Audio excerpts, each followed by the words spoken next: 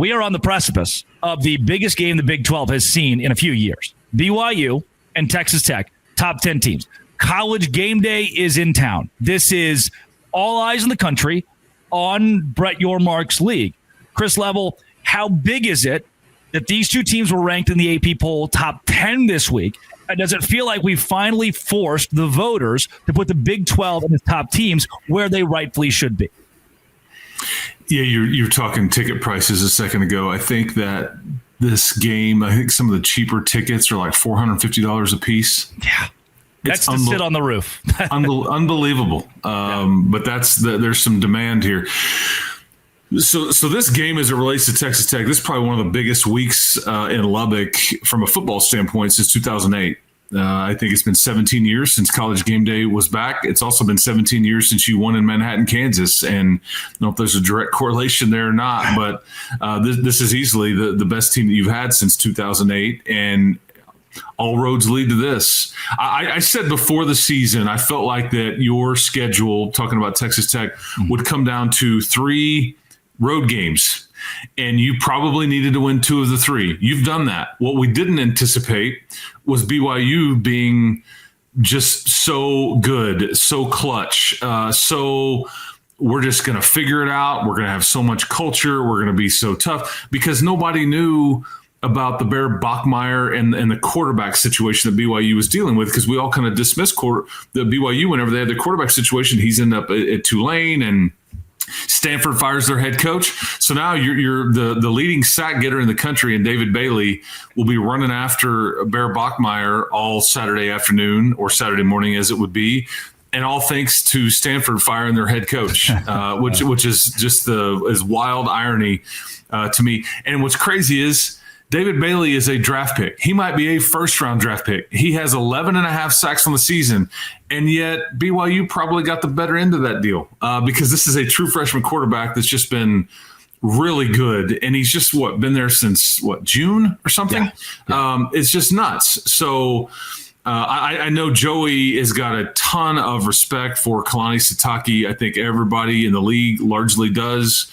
I mean, I just don't know what we're all doing here. If you're trying to poke holes into what BYU has done by trying to find all that's wrong, instead of focusing on 19-2 over the last 2 years. I mean, it's just hard to be better than that. And they're in a Power 4 league, for goodness sakes. If we want to talk about how good I don't want to hear they barely beat this guy, or they caught the right end of the deal and they didn't have to play these guys. No, I mean, this is really elite what they're doing here, and they're doing it with toughness and all 3 facets, and it's just culture. That's just what he's built, and this won't be easy. I am curious. Vegas has this thing as like a 10.5 point game as you and I are talking, and I don't know if that has to do with, one, the analytics seemingly point heavily to Texas Tech's favor, but 2, I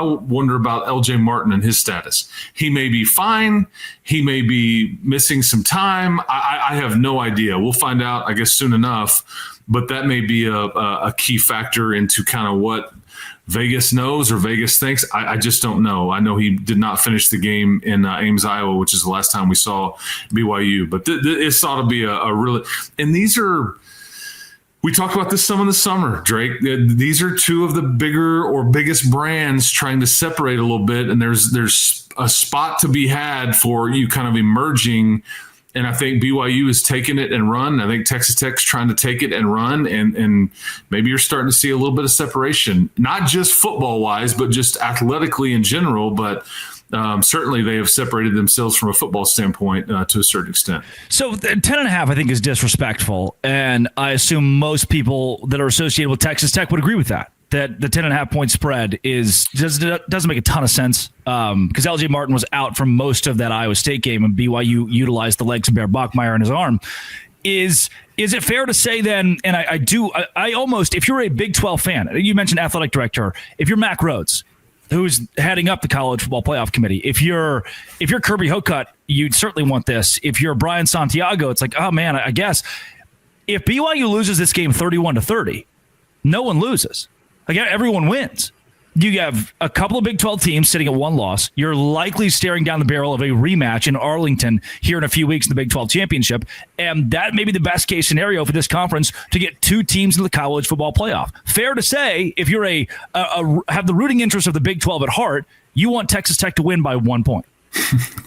Yeah, I mean, my fan base, my listeners want to. I mean, and that's what's been strange about. I was not anticipating it's not been easy. It'll look like that when you look at the box scores and look at the final scores and things like that. But other than the Arizona State game, which you lost, you did come all the way back and lead it by 3 with 2 minutes to go, and then just couldn't hold on. But you've largely just handled everybody. I was not anticipating this. These games have been close. They've been competitive, and then you just are outlasting people and just kind of blow it open. I mean, the Kansas State game was the same as the Utah game in Salt Lake. It's just that's been impressive to witness, because this is new territory for Texas Tech, because you're winning with defense and the run game. Like go figure. It's like total backwards than what I've seen for the last 20 years. It seems like, but yeah, I don't disagree with your premise. And I think BYU that the game in Cincinnati is going to be interesting. I also think they've got a tricky home game against TCU.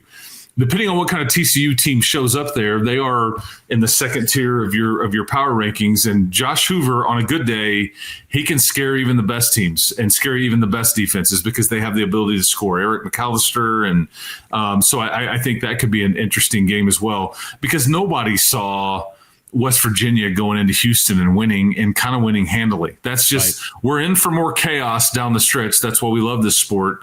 And I just don't know where those results are going to come. And could it happen to one of these two teams that are going to match up on Saturday? I mean, down the line, you hope not, but you can't rule it out either. Yeah, it is. What's tough is if Texas Tech has 2 losses in Big 12 play, you no longer control your destiny. And correct. Right now at 1 loss, it still feels like Texas Tech is in the driver's seat to make the Big 12 championship, with the way the schedule for a Cincinnati down the stretch is going to work its way out, and with the head-to-head win over Houston and how that may work its way out. Arizona State lurking in the shadows there, somehow still with a fighter's chance to go to the Big 12 championship game. And yeah, and I think you don't want to live this way, because I think if you play with fire, you're going to get burned at some point. Yeah. But I think if Texas Tech gets a head-to-head win over BYU and they were to suffer a bad loss against either UCF or West Virginia, you certainly don't want that. Yeah. But because of the way the standings may go, because I think since 2020, a Big 12 championship game has featured a 2-loss team every single year. But yeah, I don't think you want to not control or be in charge of what needs to happen here. You want to take care of your own business. And, this BYU is it's the last real test on paper for Texas Tech, because after that, it's a home game against UCF, then a bye week, and then a trip to Morgantown, which can be tricky. I've been to Morgantown many, many times. Yep. Weird stuff happens there. It'll be Thanksgiving weekend. Obviously, Rich Rod's guys have not quit on him, and they're trying to figure it out. So, and then again, BYU's got a bit more of their stretch going. So it's but this is what we all wanted. This is what you kind of your off seasons and however you got to the point where you constructed your roster, some of these programs really set yourself up to try to be in these kinds of positions. And here you are, it's right in front of you, and you've got all the eyes on the sport. You mentioned about the top 10 matchup, and it is. I think that what I like about it is that to get game day and to have a game be real meaningful, sometimes it just needs to fall right, and it's got to be meaningful on both sides. Other things around the country have to happen, but nobody backed into this thing. I mean, like, you've kind of earned the right to have this national stage. Both brands do, both programs do, both the league does. And yes, there was, maybe in a month ago, we're thinking Alabama, LSU gets this. Oh, ho hum, another SEC. By the way, I can't wait for all the SEC firings to come up as a reason why their league is that much better than everybody else's. Yeah. Because that argument will inevitably work its way into the, well, I mean, all right, it just means more because we fire you if you lose a game. Anyway, I digress. I just think I think this is a fun. This is what we all kind of wanted to see for this league, way back when, and here it is. And I know Texas Tech fans have been waiting for a week like this for 15 plus years, and you weren't sure if you were ever going to get one. There were some bad times around here. You couldn't figure football out. The athletic director's taken a lot of grief. You have the wrong guy as the head coach. Somebody's either in over his head or not the right fit. Whatever your thought was, and I think it all kind of led to this. BYU clearly has the right fit, and I think that these two guys are trying to build a program largely the same, and they're well resourced. And that's why I think that they've got some staying power, certainly. Yeah. I want to talk about the context of this being the biggest Big 12 game in a very long time and where it may rank in the time that you spent covering the conference. But first, I also want to mention ESPN is kind of falling apart. This weekend was a firestorm for everybody. This is Locked On Big 12, Locked On Texas Tech.